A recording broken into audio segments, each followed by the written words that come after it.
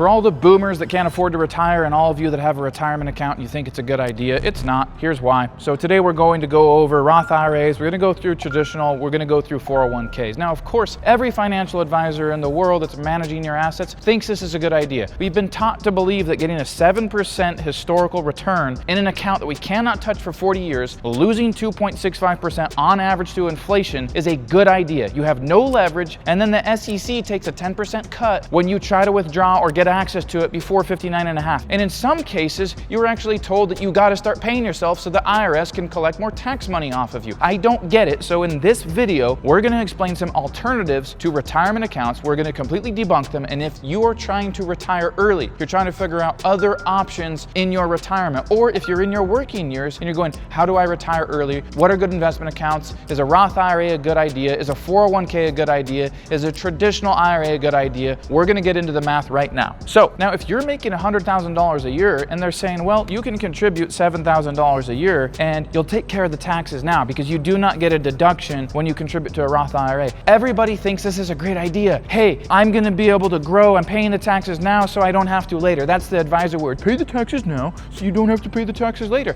That sounds like a really good idea because you cannot touch it till you're 59.5. How smart is that? I'm going to ask you again, how smart is it locking away your money from the age of 20 until you are 60 for 4 decades, losing to inflation? It is simple math, guys. If inflation is 3% historically, and in recent years, we all know it's been higher. What is 3% times 40? That would be 120%. And I didn't even go to college and I can do that math. So if I'm losing 120% to inflation and I historically am only growing at 7%, then by the time I've locked my money away for 40 years before I can go to collect, yes, it's tax-free then, I've lost all of the growth to inflation in 4 decades of my life. Congratulations. Do you know what we call that? Smart, apparently. That's what they're calling it. They call it smart, okay? So then we look at a traditional, all right? And your traditional, the difference is here, you can contribute $7,000 just like your Roth IRA, and you get a deduction on that. Congratulations. So your earned income, if you make $100,000 a year, went down to $93,000. Okay, so maybe you saved $1,000 on taxes. LOL. That's really cool. Congratulations. You're going to pay income tax when you go to withdraw. And in a second here, guys, I know I sound pessimistic, and it's because I quite frankly am, but I'm going to provide some strategies that I practice, that I actually do, not hypothetical, learn from some Gen Z person that's never owned a business or never had money, but I'm going to show you what I actually do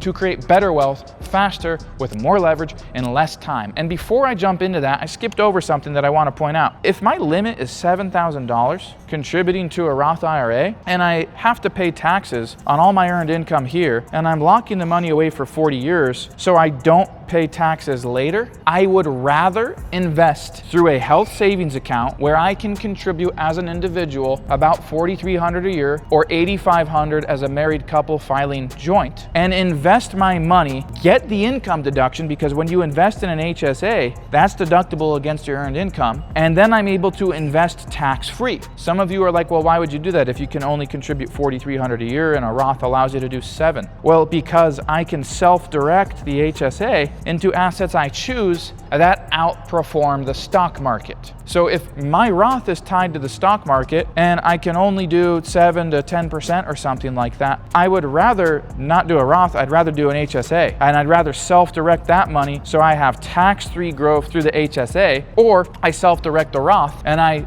invest in assets that outperform the market. So that is one hack, if you will, to optimize your Roth IRA. You need to learn investments like oil. You need to learn investments like real estate, which we're going to dive into in just a little bit here. And I'll show you my full strategy A to Z with oil and real estate. At least increase your odds of generating a higher return so that you're not stuck to these 7 to 10% annual returns. And again, look into the HSAs that are self-directed. We do them all the time here in the Capitalist Network, and it's because you can self-direct into assets that outgrow the market, okay? So moving on. Traditional, we talked about this. If you make $100,000 a year and you contribute $7,000, which is the max for 2025, great. You lowered your taxes a little bit, you saved $1,000, but you're still gonna pay income tax when you go to collect. Your 401k is not any different. It's taxed the exact same. The only difference is the government is saying, congratulations, you can invest more. You can invest more into the 401k. We want you to do that. Invest as much as possible because we can tax you up your butthole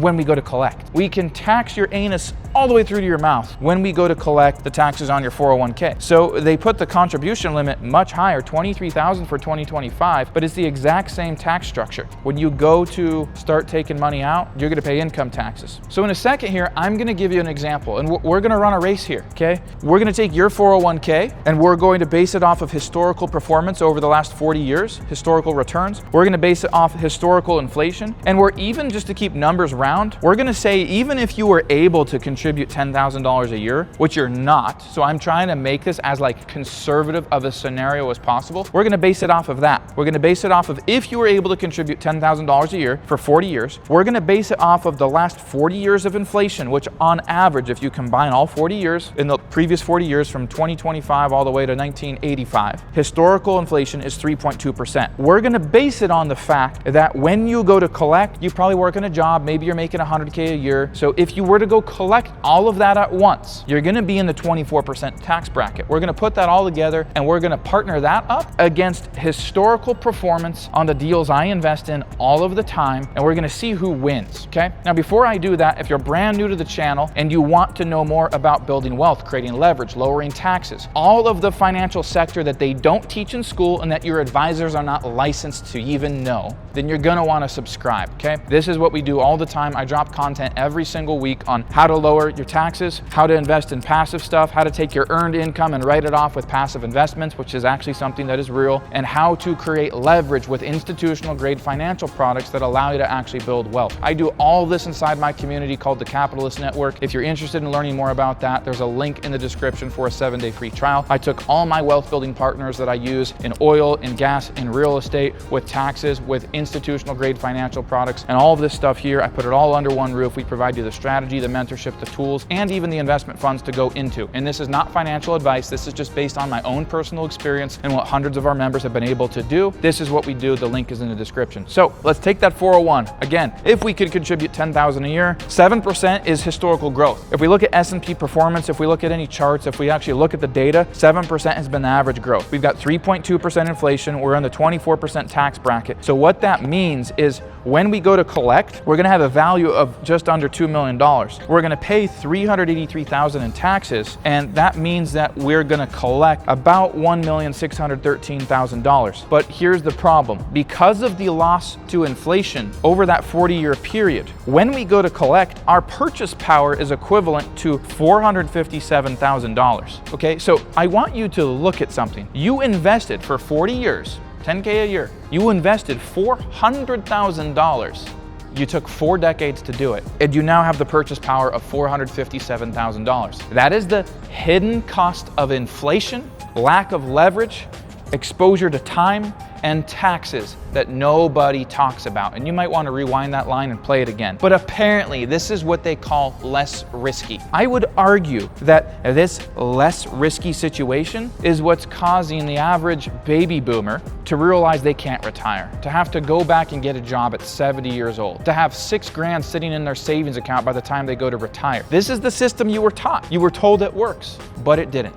So here's the strategy that I use, okay? And if you're loving this so far, smash that like button. I know I'm brash, I know I'm not politically correct, but at least I'll tell you the truth, okay? So here's the next thing that we want to look at. We're gonna pair this up against the strategy that I use. So we're gonna take 100 grand, not 10K every year. We're gonna take 100 grand. I don't care if it took you 10 years to save the 100 grand, okay? Do that, all right? We're gonna take 100 grand and we're going to invest in assets that I know and understand. Here's a common thing that everybody needs to know, and it's common sense, but I guess it's not that common. Understand the assets you invest in. Everybody just assumes the financial advisor's got their best interest in mind. Oh, I'll go invest in the stock market or index funds or ETFs or crypto because that's what everybody's doing. But they don't take the time to understand the asset they're investing in, okay? This building, which is a 16,000 square foot commercial building, has different cash flow in another market compared to where I am, okay? The apartment complex that is in Kansas City, that is the exact same complex, exact exact same floor plan as one in San Diego. It's gonna cash flow differently. Different tenant, different type of laws, different things that protect landlords versus tenants,